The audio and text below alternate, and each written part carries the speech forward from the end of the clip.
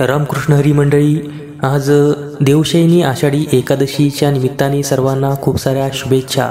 आजच्या या व्हिडिओमध्ये आपण देवशयनी आषाढी एकादशीची महात्म्य कथा श्रवण करणार आहोत. ही अवश्य पूर्ण श्रवण करावी. चला श्रवण करूया. भविष्योत्तर पुराणामध्ये शयन किंवा पद्मा अर्थात देवशयनी एकादशीचे महात्म्य श्रीकृष्ण आणि युधिष्ठिर महाराजांच्या संवादामध्ये वर्णिलेले आहे. एकदा युधिष्ठिर महाराजांनी श्रीकृष्णांना विचारले, हे केशव, आषाढ महिन्याच्या शुक्ल पक्षामध्ये येणाऱ्या एकादशीचे नाव काय आहे? या दिवसाचे अधिष्ठाते कोण आहेत? या व्रताचे पालन करण्याचा विधी काय आहे? कृपया याविषयी विस्तृतपणे आपण मला सांगावे. भगवान श्रीकृष्ण म्हणाले, हे भूपाला, हाच प्रश्न मागे एकदा नारदांनी ब्रह्माजींना विचारला होता. ब्रह्माजींनी त्याविषयी सांगितलेला इतिहास आता मी तुला सांगत आहे. एकदा वाककुशल देवर्षी नारदांनी हाच प्रश्न ब्रह्मांना विचारला.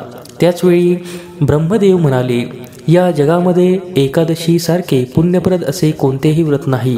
सर्व पापांपासून मुक्त होण्यासाठी प्रत्येकाने या व्रताचे पालन करावयास हवे. जो या व्रताचे पालन करतो तो निश्चितच नरकाची प्राप्ती करीत नाही. आषाढ महिन्याच्या शुक्ल पक्षामध्ये येणाऱ्या एकादशीस शयन अथवा देवशयनी किंवा पद्मा एकादशी असे म्हणतात. या दिवसाचे अधिष्ठाता भगवान श्री ऋषिकेश आहेत. त्यामुळे त्यांच्या प्रसन्नतेसाठी या व्रताचे पालन करावयास हवे. असे सांगितले जाते की पूर्वी रघुवंशामध्ये जन्मलेले मदंत नावाचे राजे पृथ्वीपती होते. सत्यवादी राजांचे ते अग्रणी होते.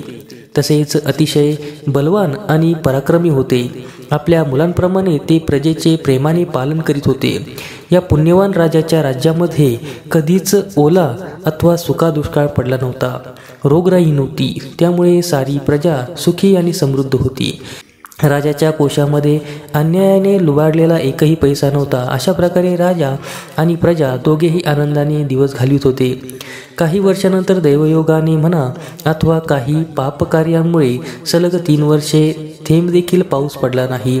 अपुऱ्या धान्यामुळे लोक उपाशी राहिले. यज्ञ बंद झाले. प्रत्येक व्यक्ती दुःखाने व्याकुळ झाली.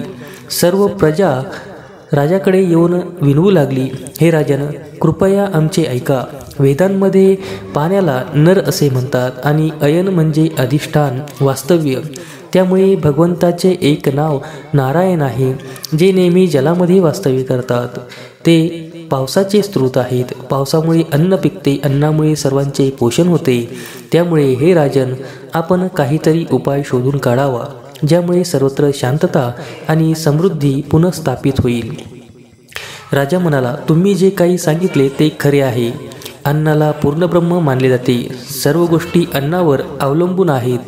वेदांमध्ये आणि पुराणामध्ये सांगितले की राजाने केलेल्या पापामुळेच या प्रकारची परिस्थिती निर्माण होते. पण मला आठवत नाही की मी असे कोणते पापकर्म केले आहे की ज्यामुळे ही परिस्थिती निर्माण झाली आहे. तरी देखील माझ्या प्रजेच्या हितासाठी मी निश्चितच प्रयत्न करेन. असे सांगून आपल्या काही मुख्य अधिकाऱ्यांना आणि सैनिकांना घेऊन ब्रह्मदेवांना नमस्कार करून राजाने अरण्यामध्ये प्रवेश केला. अरण्यामध्ये भ्रमण करीत असताना त्याने अनेक आश्रमांना भेटी दिली आणि एक दिवस दैवयोगाने तो अंगिरा मुनींना भेटला. अंगिरा मुनी हे ब्रह्माजींचे पुत्र. त्यांच्याप्रमाणे तेजस्वी होते. जितेंद्रिय राजा मदंतने त्यांना पाहताच साष्टांग नमस्कार केला. हात जोडून त्यांना प्रार्थना केली. मुनींनीही राजाला कृपाशीर्वाद दिले. त्यानंतर ऋषींनी राजाच्या आगमनाचा हेतू प्रजेविषयी विचारले.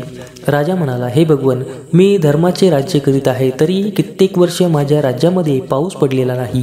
त्यामुळे माझी प्रजा अतिशय दुःखी आहे. या परिस्थितीमागचे कारणही मला सापडत नाही. आज मी आपल्या चरणी आलो आहे. कृपया माझ्या प्रजेमध्ये सुखसमृद्धी कशाप्रकारे येईल याविषयी आपण मला सांगावे. अंगिरा मुनी म्हणाले, हे राजन, वर्तमान युग सत्ययुग आहे. सर्व युगांमध्ये हे श्रेष्ठ आहे. अंगिरा मुनी म्हणाले, हे राजन, सर्व एकादशींमध्ये श्रेष्ठ असलेली पद्मा देवशयनी अर्थात शयन एकादशीचे पालन तू आणि तुझ्या प्रजेने करावयास हवे. या एकादशीचे पालन केल्याने तुझ्या राज्यात नक्कीच पाऊस पडेल. ही एकादशी आषाढ महिन्याच्या शुक्ल पक्षामध्ये येते. या व्रताच्या पालनाने व्यक्ती सर्व पापातून मुक्त होतो आणि तिच्या अंतिम ध्येयप्राप्तीच्या मार्गातील अडथळे नष्ट होतात. हे राजन, तू तुझ्या कुटुंब आणि प्रजेसह या व्रताचे पालन कर. अंगिरा मुनींचे विश्वासार्ह वचन ऐकून राजा स्वस्थानी परत आला. त्याने आषाढ महिन्यातील या एकादशी व्रताचे पालन केले. या व्रताच्या प्रभावामुळे राज्यात सर्वत्र पर्जन्यवृष्टी झाली. सर्व काही पूर्ववत झाले. राज्यामध्ये सुखसमृद्धी आली. सारी प्रजा प्रसन्नतेने नांदू लागली. या व्रताच्या पालनाने भगवान ऋषिकेश प्रसन्न होतात आणि व्रत करणाऱ्यास आनंद आणि मुक्ती प्रदान करतात. या महात्म्याचे कथन अथवा श्रवण आपण केल्यास सर्व पापांचा नाश होतो. या एकादशीचं विष्णुशयनी एकादशी असे सुद्धा म्हणतात. भगवान श्री विष्णूंना प्रसन्न करण्यासाठी वैष्णव या व्रताचे पालन करतात. हे भगवंताकडे अन्य भौतिक भोगांसाठी नव्हे तर त्यांची शुद्ध भक्ती मिळवण्यासाठी प्रार्थना करतात. या एकादशीपासूनच चातुर्मासाचा प्रारंभ होतो. भगवंत या दिवशी शयन करतात. त्या वेळेपासून ते उठेपर्यंत 4 महिने त्यांचा गुणांचे श्रवण कीर्तन करून वैष्णव या व्रताचे पालन करतात. युधिष्ठिर महाराजांनी त्वरित श्रीकृष्णांना विचारले, भगवान, कशा प्रकारे या विष्णुशयन व्रताचे अर्थात चातुर्मासाचे पालन करावे याविषयी आपण मला सांगावे. भगवान श्रीकृष्ण म्हणाले, हे राजन, ज्यावेळी सूर्य कर्क राशीमध्ये प्रवेश करतो त्यावेळी अखिल ब्रह्मांडाचे पालक भगवान मधुसूदन झोपी जातात आणि ज्यावेळी सूर्य तुळा राशीमध्ये प्रवेश करतो तेव्हा ते झोपेतून उठतात. शयन एकादशीपासून चातुर्मास प्रारंभ होतो. हे युधिष्ठिर महाराज, प्रातःकाळी लवकर उठून स्नानविधी उरकल्यावर भगवान श्री विष्णूंना पितांबर नेसवावा. भगवंताच्या बिछाण्यावर पांढरी चादर घालावी. भगवंतांना पंचामृत अभिषेक घातल्यावर त्यांना पुसून चंदनाचा लेप लावावा. त्यांना धूप दीप फुले अर्पण करून त्यांची पूजा करावी आणि त्यांना झोपवावे. चातुर्मास व्रताचा प्रारंभ आणि एकादशी, द्वादशी, पौर्णिमा, अष्टमी आणि संक्रांतीपासून करू शकतो. कार्तिक महिन्यातील द्वादशीचं चातुर्मास व्रत संपते. जी व्यक्ती चातुर्मास व्रताचे पालन करते ती भगवंताचे स्मरण करीत सूर्याप्रमाणे तेजस्वी असणाऱ्या विमानामध्ये बसून भगवंताच्या धामाला प्राप्त करते. जी व्यक्ती चातुर्मासमध्ये भगवंताच्या मंदिराचे त्यापुढील प्रांगणाचे मार्जन करते, वृक्षवेलींची सुशोभित करते, तिला 7 जन्म आनंद प्राप्त होतो. याच काळात भगवंतांना तुपाचा दीप अर्पण केल्यास व्यक्ती समृद्ध आणि भाग्यशाली बनते. 108 वेळा सकाळी, दुपारी आणि संध्याकाळी जी व्यक्ती मंदिरामध्ये गायत्री मंत्राचा जप करते ती कोणत्याही पापमय कार्यात लागत नाही. वासुदेव त्या व्यक्तीवर प्रसन्न होतात आणि ती विष्णुलोकास प्राप्त होते. जी व्यक्ती विद्वान ब्राह्मणास 28 अथवा 108 मातीची भांडी भरून तीळ दान करते ती काया, वाचा आणि मन याद्वारे केलेल्या सर्व पापांपासून मुक्त होते. भगवान जनार्दन जोपर्यंत झोप घेतात तोपर्यंत व्रतधारी व्यक्तींनी पलंगावर झोपू नये. 4 महिने मैथून करू नये. दिवसातून एकदाच अन्नग्रहण करण्यास अथवा विना परिश्रम जे काही प्राप्त होईल तेच खाण्याचे व्रत धारण करावे. चातुर्मास वेळी जो कोणी भगवान श्री विष्णूसमोर गायन करतो त्यास गंधर्व लोकप्राप्ती होते.